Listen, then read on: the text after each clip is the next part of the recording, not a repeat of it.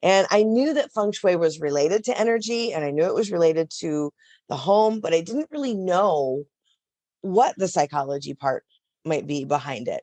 What is that psychology part, and how is energy and a clear home so important to your whole psychological well-being? Well, welcome to In the Rising podcast. My name is Bettina, and this entire podcast is based on improving your life one step at a time, one book at a time, one podcast at a time, walking towards your life goals and walking away from that shame, blame game that does nothing for you. I welcome you today and my guest, Krystal Holm, as she talks about having a safe home that is safe emotionally, psychologically, and energetically. Has so much more to do than having a red door. So I'm super excited to talk to you, Krystal, because you are the founder of Design Life Studio and the creator of the Designed Life method. But as soon as I got into the second sentence of a Feng Shui, Yep. Designer, clutter expert, I was like, oh, I am ready to talk to her. How to use this to create space, peace, and prosperity. Because when I'm in different zones, I will remodel, I will remove things and buy new furniture, take out new furniture because I'm in a different phase. And I'm in a different phase like every 2 to 3 months. So there's always furniture moving. And I don't think I have used any techniques. So I'm super excited to how did you get into this? And how'd you get in? Well, Feng Shui, I sort of officially started studying in college, kind of by accident, actually. I had to write a paper for my psychology class, and it had to be related to my field of study and something to do with psychology. And at the time, I had been studying energy since I was about 9, right? It was sort of a thing for me. It was something I was very interested in, very passionate about. And I knew that Feng Shui was related to energy and I knew it was related to the home, but I didn't really know what the psychology part might be behind it. And so I sort of was excited to dive into the psychology paper to find out that part. And I was excited to learn more about Feng Shui, right? As a college student, I didn't have a lot of time for extra studies. So this was one of those rare opportunities where I had one. And so I went to the Denver Public Library. I checked out every single book that they had. It was like a 2-foot tall stack of books that I took home from the library. And I literally read every single one, right? I don't know about you, but I'm a total type A personality, had to have that A. And so I studied everything I could about it and I wrote my paper. And in all honesty, I was more confused than I was in the beginning. And I didn't know why, but I was super fascinated. And I started kind of trying to apply it to my own life, right? I finished school. I was sort of doing it, trying to figure out what is right and what is wrong. Because every book seemed like it gave me a different something. And so fast forward a couple of years and I'd finished school. I was working as an interior designer and I'd moved to Hawaii. I was working in very high-end residential design, and a design that had been submitted to a client. They were Chinese. They lived in China. They actually sent it back and said that the Feng Shui was all wrong and it needed to be fixed. And my boss really had no idea about Feng Shui. She didn't know anything about it. She pulled the whole design team together and was like, help, what do we do? We need to do something about the Feng Shui. And nobody said anything. I was the only one that knew anything at all about Feng Shui. And I totally, was like, okay, I will help. And at the same token, I was deathly afraid that the client might know more about Feng Shui than I did, right? They were the ones that knew it was bad. I had no idea at the time, how much does the average person know about it? I know it's a Chinese philosophy and it's a Chinese study, but I didn't have any idea. And so I took on this project and I changed the design around and I shifted everything as far as what I knew. And we gave it back to them and it was a success. And I really, at that time is when I really, really fell in love with not just the process of Feng Shui, right? But really incorporating it into the space in a way that was really seamless and beautiful.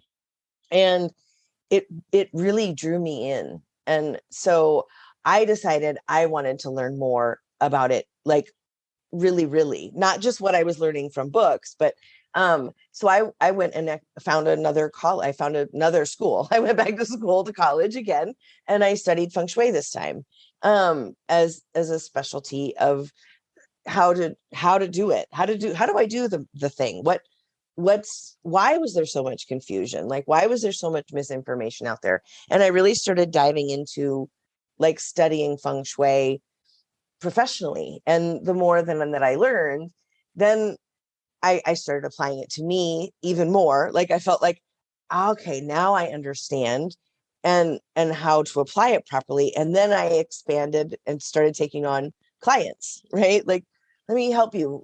I offer to friends, and let me start expanding my practice of learning how to do this. And I'm sort of a firm believer that you learn by doing, right? And so it just slowly grew over time. I'd always known that I wanted to start my own business. I tried a lot of times to start my own business, different things over the years. I've ran an interior design firm for a few years. But it always felt like there was something missing, and this was sort of that missing piece. And so, yeah, I just dove right into doing that. And I would like to learn a little bit more, like, for some of us, and I'm going to put myself as the front of that pack.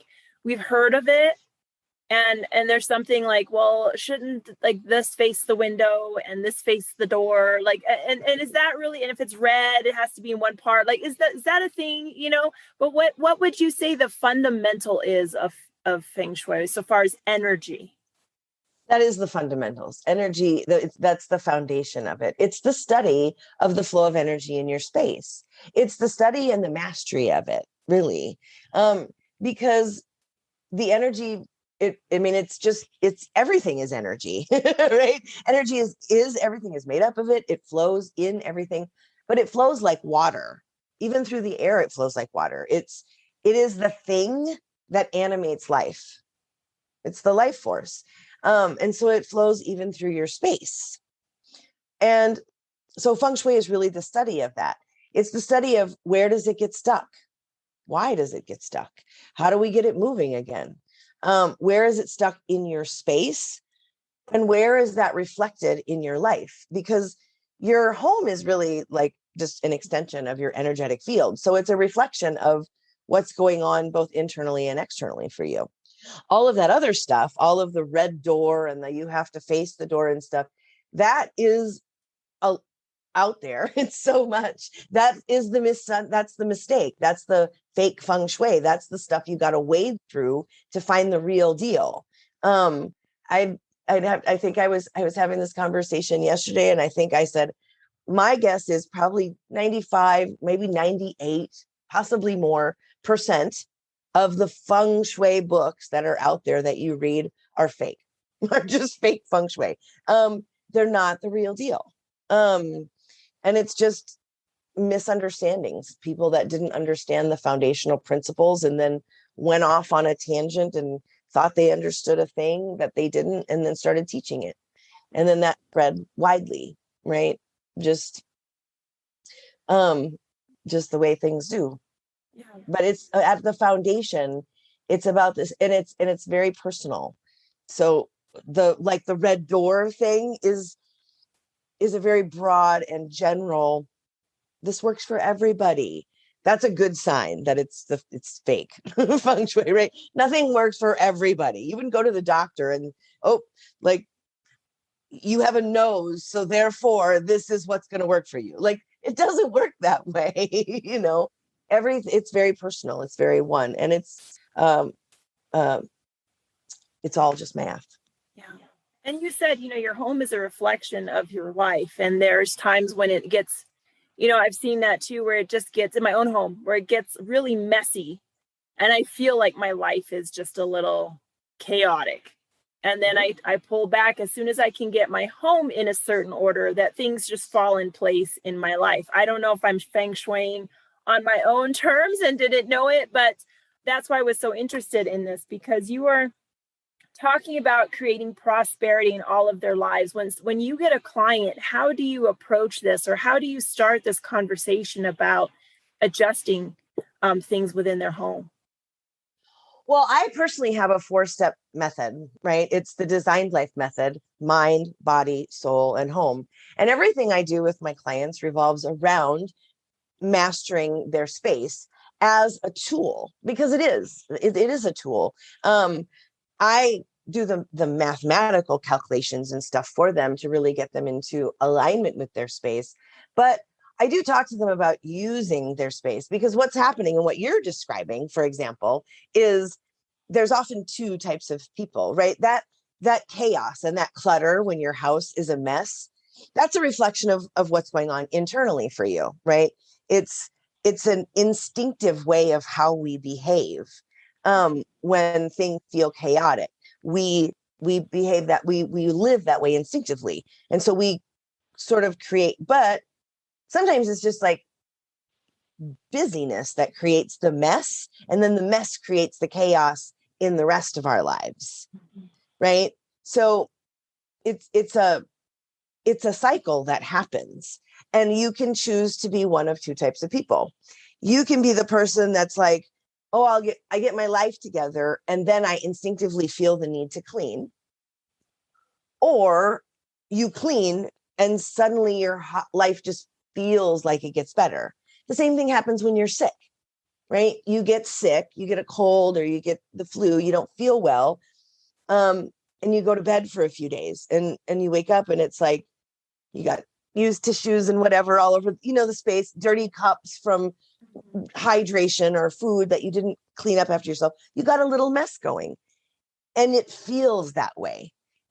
Now, once you start to feel a little better in your body, you'll instinctively feel the need to clean.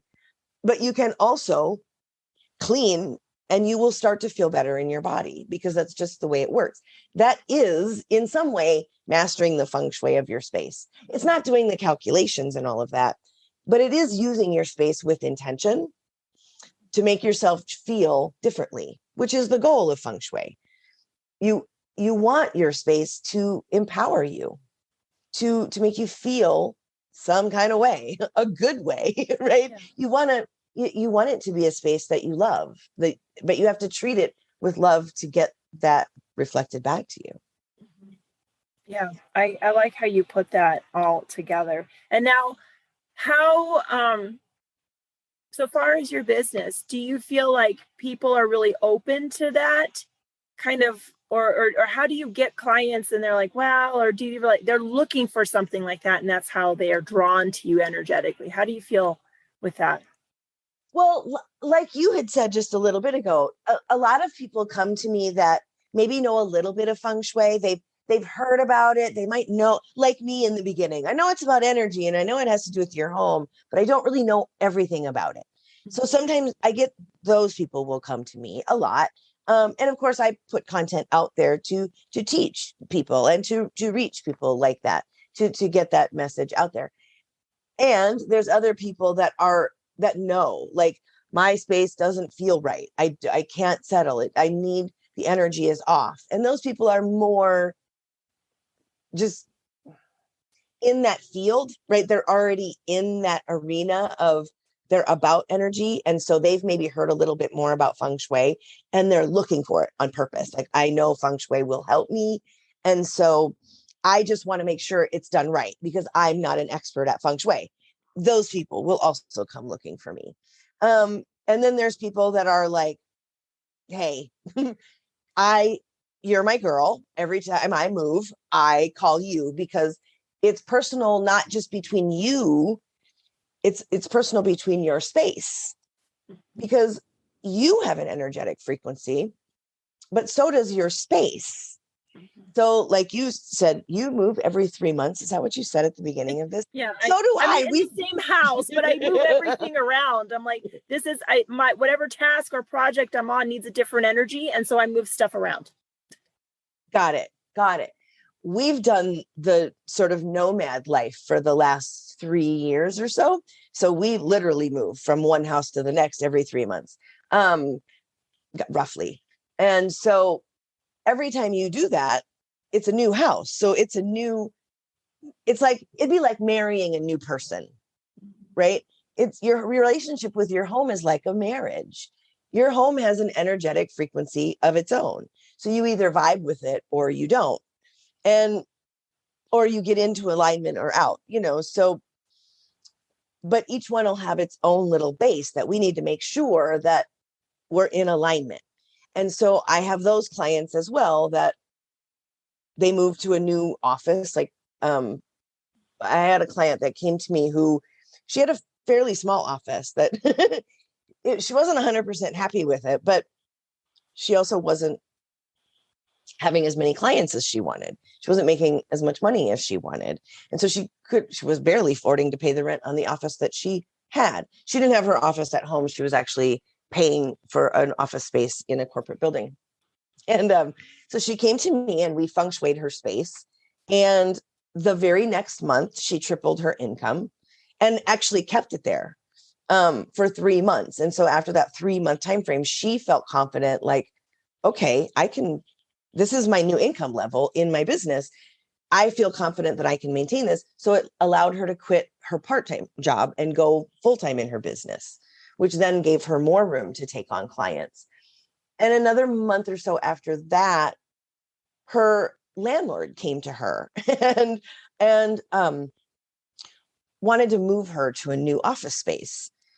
A new client had come to them, a bigger client. They wanted to rent out the entire wing that she happened to be in. And so all those individual entrepreneurs that had their offices, they were requesting all of them move to new locations so they could rent this whole wing out to a bigger corporation. So she doubled the size of her office, didn't raise the price of her rent 1 penny because she was in a lease and they were the ones asking her to move. So when we got to the new office, literally we had to do it all over again because now because feng shui is about, you have to look at the direction of your home. Like, what is the energy frequency of your space? And so I've got to do those calculations. Well, once we moved to a new space, we started all over again from scratch and did the whole thing all over again. And then a few months later, they bought a new house and she was able to move her office to a home office. And so I get that happens with clients too. So those are my 3 main, I guess, groups of people that come to me and how they find me and sort of where they are when they get here. Wow. Well, and that's amazing that, clearly what you do works.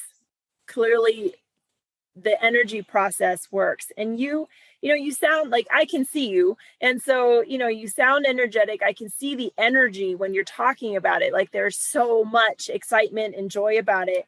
But you also shared with me that, it has not always been an up and up for you. Like there was definitely some, I can't say some or more, but you've had your share of abuses, and you were told you would never amount to anything.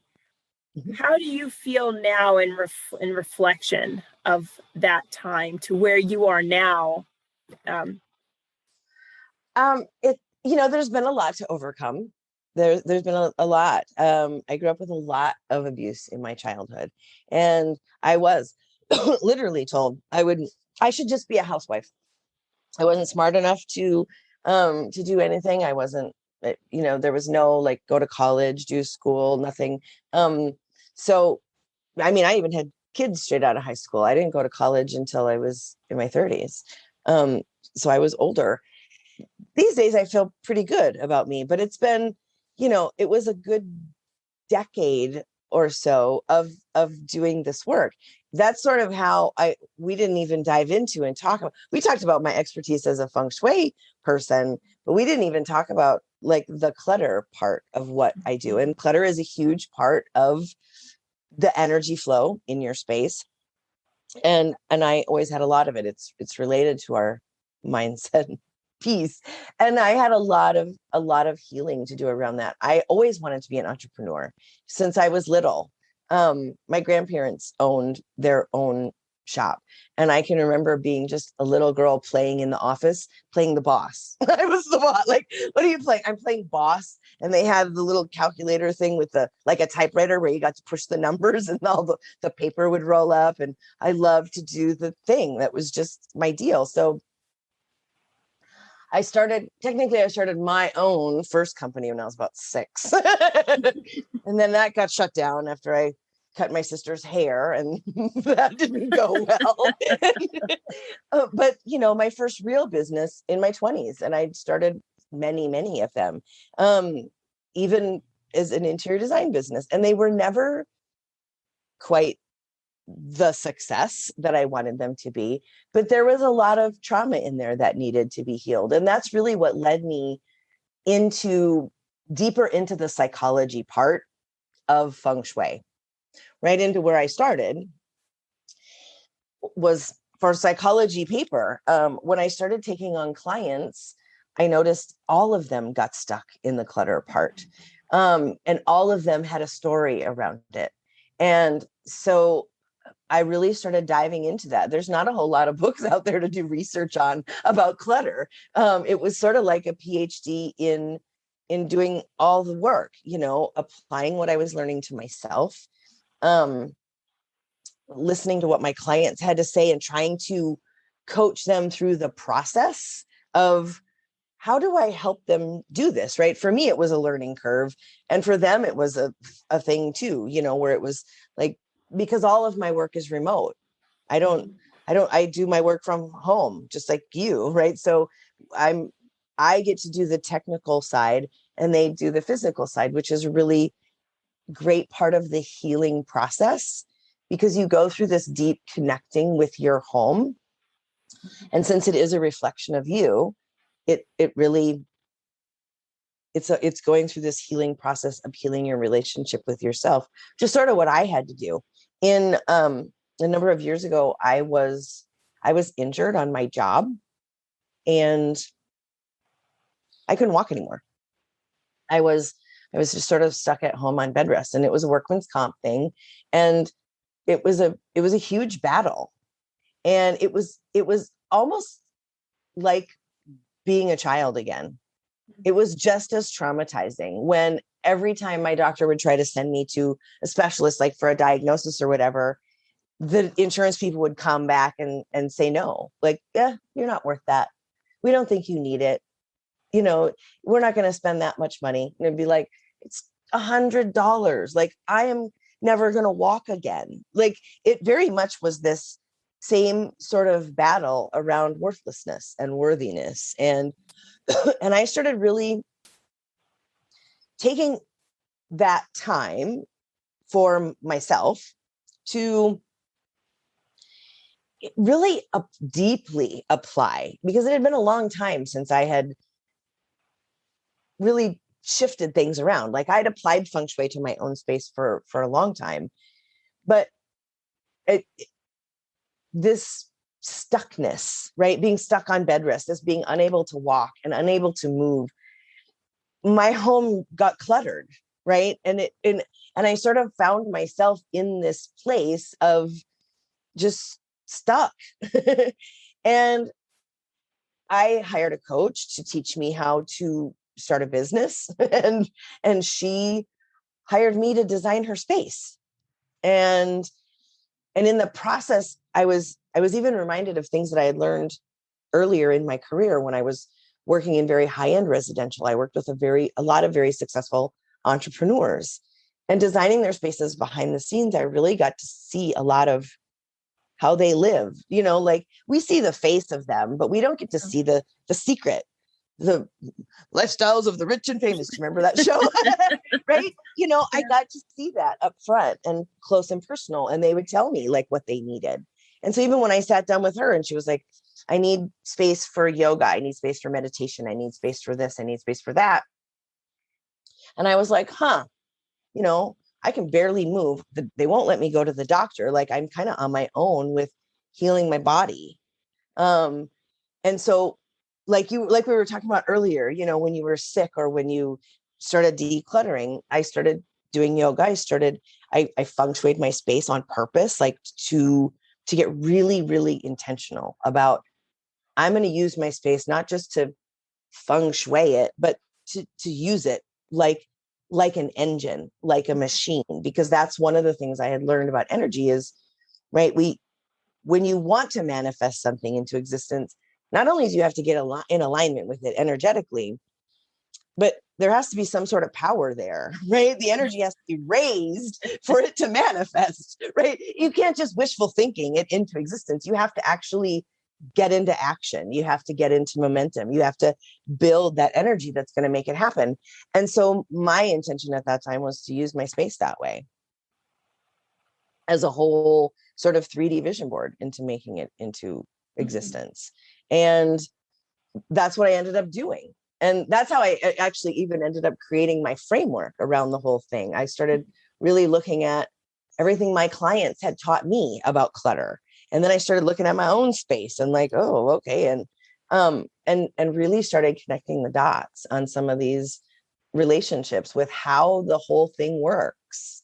And I mean, that was really my process of mastering even what I do and how I do it with clients. But I had to start with me and the whole healing process of overcoming that. And I think these days I'm kind of proud of where I am. I remember having a day about a year ago that I'd always wanted to be somebody that I could admire myself. And I never really felt like that. And it was about a year ago that I was like, there was a day that all of a sudden I just had this realization that I admired myself. And that was a pretty powerful moment, actually. So I'm pretty proud of my accomplishments, actually. Yeah. And I don't think we own that enough as women. Yeah, I like that. You know, I've never thought of it that way, where you are actually able to step back and say, I admire myself for what I have gone through, overcome in the journey that I'm on. And I think that's a huge, what is that, a mic drop moment? Yeah, I think so. Like sometimes you don't realize you have those moments until after it happens. But like as women, we're shamed a lot for being proud of ourselves. Like we're supposed to be sweet and humble and all of these things, nurturing, but somehow we're not supposed to take pride in our accomplishments. So at least I was taught that way, maybe, but I find that for a lot of women and most of my clients in particular is we're shamed for being proud of our accomplishments. Like we're not supposed to be that way. So for me, that was a huge moment when I realized I actually admired myself and I was proud of everything I had achieved. I think that's really powerful. And what I like to, and I'm going to use this, I'm going to tell you up front if that's okay, is the 3D vision board, because we do plop things on there and it is just sometimes wishful thinking, but to be in your home and that is your vision, you know, what you have, that's the feel like, do you like going home or do you not, right? Is it because of the space or is it because of a person? And just to acknowledge where you are in that and taking those steps forward in that area is huge. And if you need a space for yoga, meditation, this and that, you don't need always a new bedroom, but you need an area of a room, right? It is You have to have something. Yeah, because dedicated. you're worth that. You're worth that. And oftentimes we don't believe that that is true. And it's just another thing on our to-do list, right? Self-care just becomes this another thing that's on our to-do list that we shame ourselves for not doing. But yeah, your home really is a 3D vision board. We can put up all the pictures that we want in that little frame that we hang above our computer or you know, that we look at every day. But when the entire rest of your space is reflecting scarcity or obligation or not being worthy of, and that's how we live, nothing on that vision board is going to happen. Because the rest of what you're seeing and being reflected back to you is not in alignment. That's why it's so important that the whole space be in alignment with the vision. It has to be a 3D vision board because it is. It is one. You just are either in alignment with your vision or you're out of alignment with your vision. And so, yeah, that is the foundation of what Feng Shui is, right? You're either in alignment with your vision or you're out. And that's how you use it. A or B. Yeah. Yes. Mm-hmm. Yep. If you need alignment, find someone to help us. So I would love for you to just verbalize how someone can get in touch with you, because you do work remotely. How can they learn more, get more, and get in touch with you?